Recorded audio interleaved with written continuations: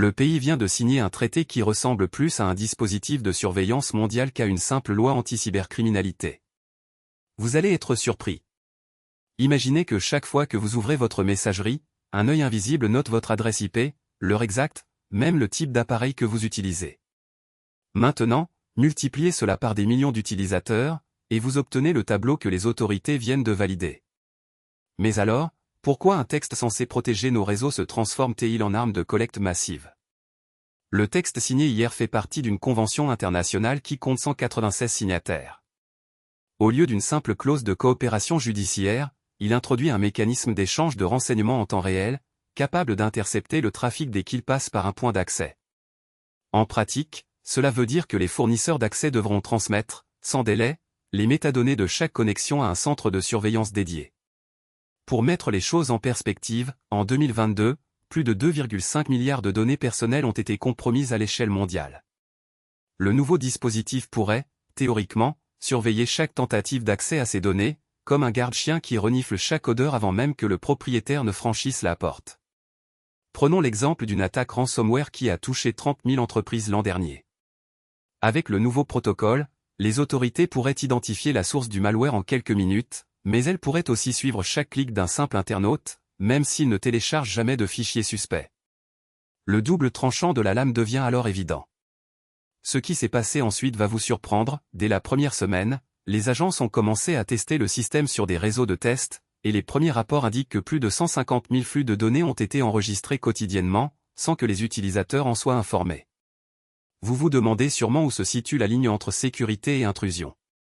Est-ce que la protection contre les cybermenaces justifie la perte de toute intimité? Ou bien le texte cache-t-il une ambition plus large, créer une toile de surveillance globale, où chaque bit qui circule devient une pièce du puzzle? Dans la suite, nous décortiquerons les clauses clés, les réactions des experts et les implications pour votre vie numérique. Restez avec nous, car le prochain chapitre révèle comment ce traité pourrait changer votre façon de naviguer, même si vous pensez être hors ligne. Le cybercrime, ce n'est pas un phénomène du jour au lendemain. Il a commencé comme un simple jeu de curiosité et a rapidement viré au cauchemar. En 1988, le premier vers informatique, le Morris Worm, infecte 6% des machines connectées soit environ 6000 ordinateurs et provoque un ralentissement du réseau comparable à un embouteillage sur une autoroute à l'heure de pointe. Mais pourquoi un tel virus a-t-il pu se propager si vite? Parce que les systèmes étaient alors comme des portes ouvertes, sans mot de passe ni pare-feu. Le tournant décisif arrive en 2000 avec le tristement célèbre virus Iloveyu. Propagé par un simple mail, il touche 45 millions de boîtes aux lettres et engendre des pertes estimées à 10 milliards de dollars. Imaginez un feu d'artifice qui, au lieu d'éblouir, brûle chaque maison du quartier. Ce qui s'est passé ensuite va vous surprendre. En 2007, un petit pays d'Europe de l'Est subit une vague d'attaques des DOS qui paralyse ses institutions publiques pendant plusieurs jours. Les hackers utilisent un réseau de machines zombies, un véritable SM d'abeilles numériques, pour submerger les serveurs. Le coût économique de cet incident dépasse les 500 millions de dollars, selon le rapport de l'OTAN. C'est le premier signal d'alarme que la cyberdéfense ne pouvait plus rester un simple service informatique. Puis, en 2010, le monde découvre Stuxnet, le premier malware à viser des installations industrielles.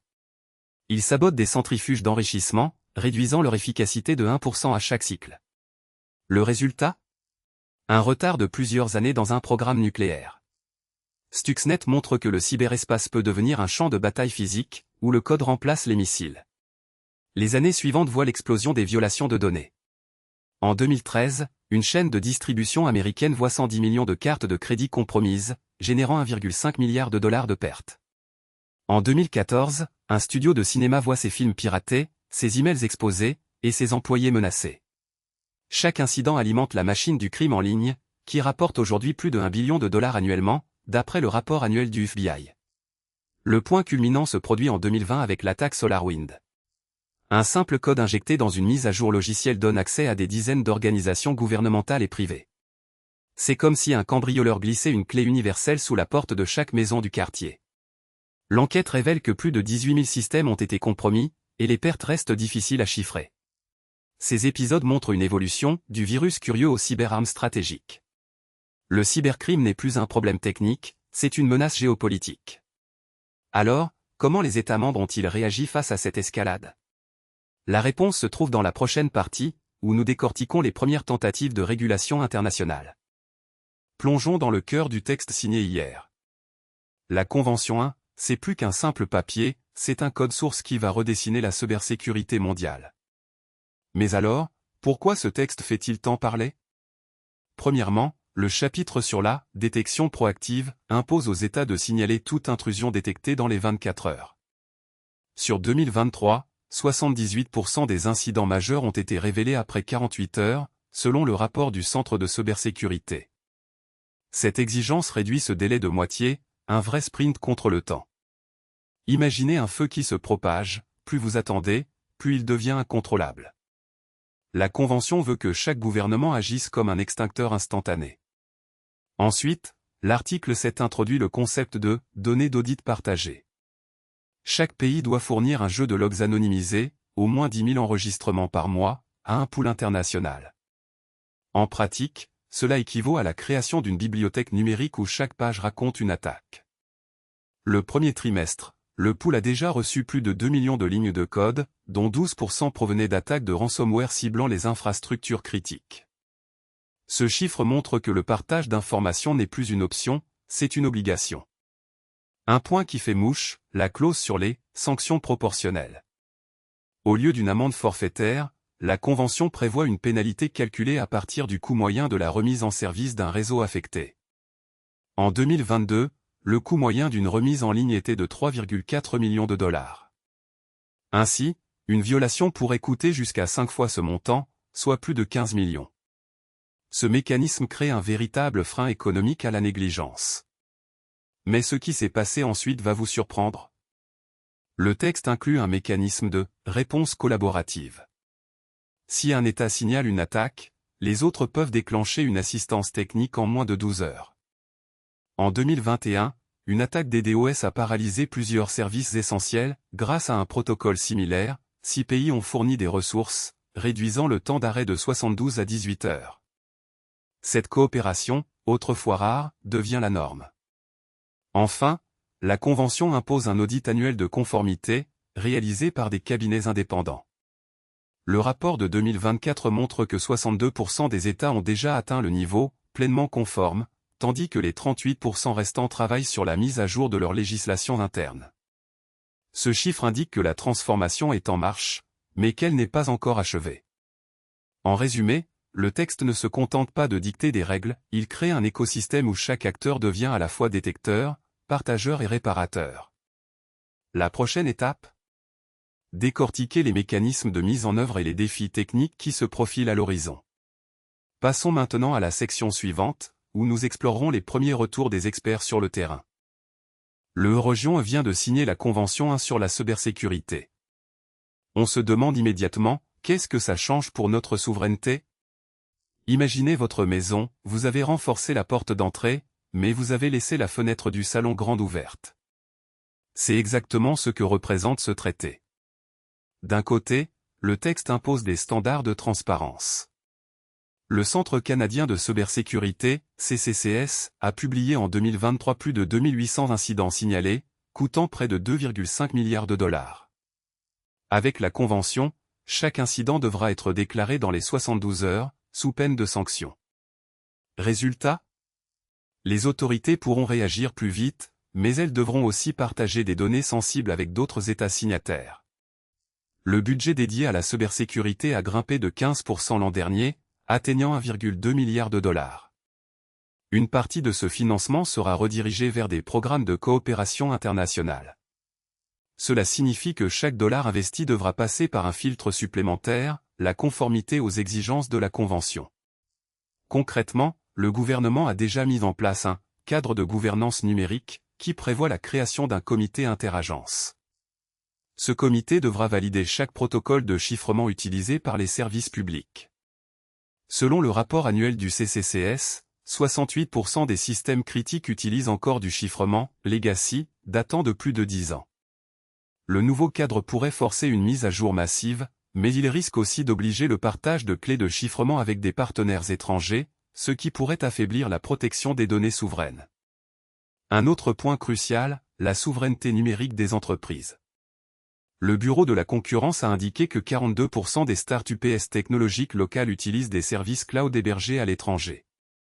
La Convention impose des règles de localisation des données pour les infrastructures critiques.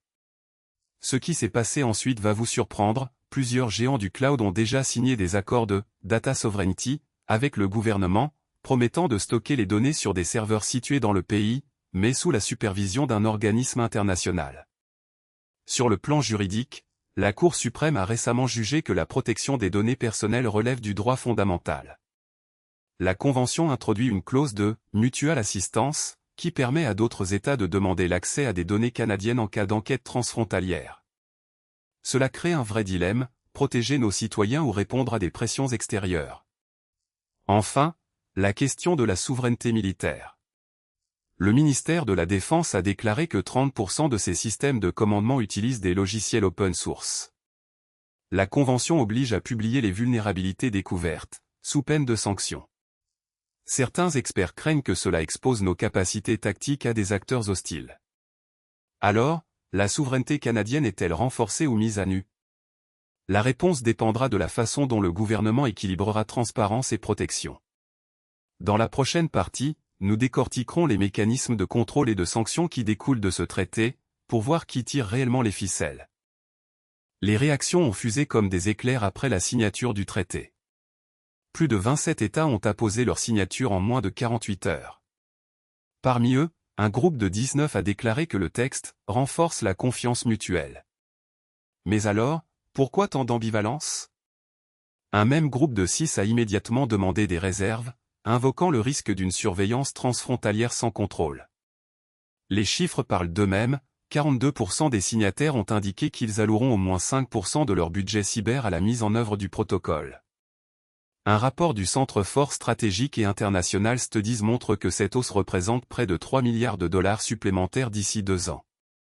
En parallèle, une ONG de défense des libertés numériques a publié une analyse qui estime que le dispositif pourrait permettre la collecte de plus de 1,2 milliard de points de données par jour, soit l'équivalent de l'ensemble des tweets publiés en une semaine. Prenons l'exemple d'un acteur majeur du secteur technologique qui a déclaré que le cadre crée un terrain de jeu équitable.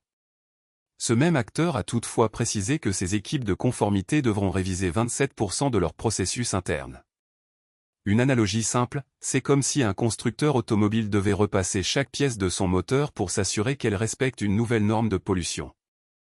Les débats se sont intensifiés lors d'une session virtuelle du Parlement international. Un député a demandé « Qui surveillera les surveillants ?» La réponse a été un vote à 63% en faveur d'un comité d'audit indépendant, mais le texte final n'a pas encore précisé son mandat. Un autre intervenant, représentant un bloc de nations, a proposé un mécanisme de « veto technique » qui permettrait de bloquer toute demande de données jugée disproportionnée.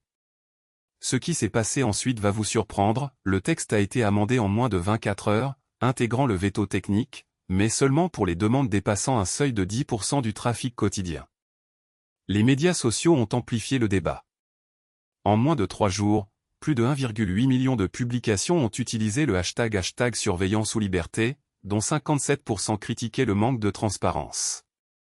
Un sondage réalisé par une plateforme d'analyse de données a révélé que 68% des internautes craignent que leurs données personnelles soient exploitées à des fins géopolitiques.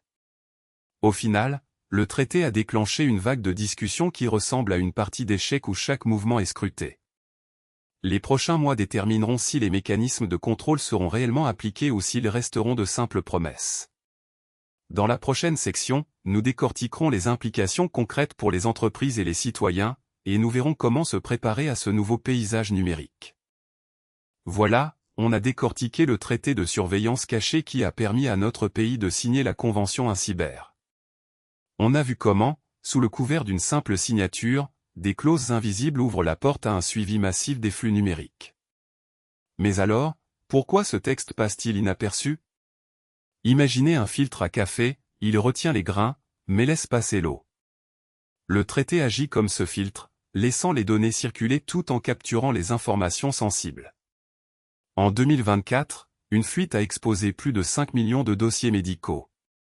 En 2026, le même mécanisme de suivi a permis d'identifier 12% des comptes bancaires liés à des activités suspectes, sans mandat judiciaire. Des chiffres qui font froid dans le dos, mais qui restent largement inconnus du public. C'est exactement ce que le texte cache, des pouvoirs d'accès qui s'activent automatiquement dès que la signature est apposée. Vous vous demandez peut-être qui contrôle ces accès? La réponse se trouve dans la clause 12b, qui délègue la surveillance à un groupe de experts techniques, dont l'identité reste confidentielle. C'est comme confier les clés de votre maison à un voisin dont vous ne connaissez même pas le nom. Et si ce voisin décide de regarder par la fenêtre?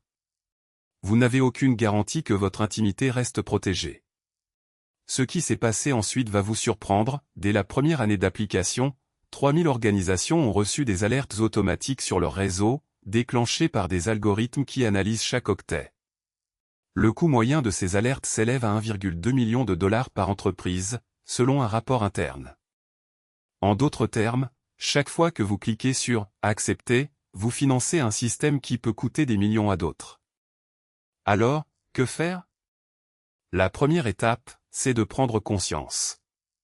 Partagez cette vidéo, likez si vous avez appris quelque chose, et surtout, commentez votre avis. Pensez-vous que la transparence devrait être obligatoire? Votre voix compte, et chaque commentaire alimente le débat public. Abonnez-vous pour ne rien manquer des prochains dossiers explosifs. Dans la prochaine vidéo, on décortiquera les conséquences juridiques de ce traité et on vous montrera comment contester ces clauses en justice. Restez branchés, le combat pour la protection de nos données ne fait que commencer.